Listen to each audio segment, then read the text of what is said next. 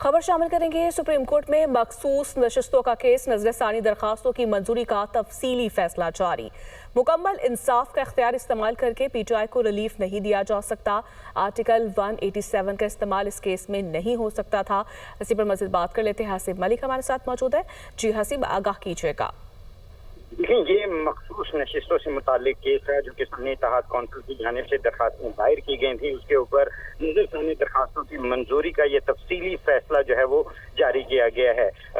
मुकम्मल इंसाफ जो फैसला जारी किया गया उसमें कहा गया है कि मुकम्मल इंसाफ का इख्तियार जो है वो इस्तेमाल करके पीटीआई को रिलीफ नहीं दिया जा सकता, जबकि आर्टिकल 187 का इस्तेमाल इस केस में नहीं हो सकता। जस्टिस अमीनुद्दीन खान की सरबराही में यह आईनी बेंच था जिसने ये समाअत की थी और इसका तहरीरी फैसला जो है वो जारी कर दिया गया है। मखसूस नशिस्तों की नजर सानी से मुतालिक ये केस था जिसके अंदर जो फैसला सुनाया गया था उसके अंदर 7 जजेस में से justice Aminuddin Khan, justice Musarrat Hilali, justice Naeem Akhtar Akhwan, Shahid Bilal, justice Hashim Kakar और आमिर फारूक और अली बाकिर नजफी जो हैं वो शामिल थे। और फैसले में ये कहा गया था जस्टिस हसन अजहर रिजवी और जस्टिस मोहम्मद अली मजहर ने मशरूत तौर पर नजरसानी दरखास्तें मंजूर की थी, जबकि जस्टिस जमाल खान मंदोखेल ने अपना मरकजी केस के फैसले पर जो है वो कायम रहे थे।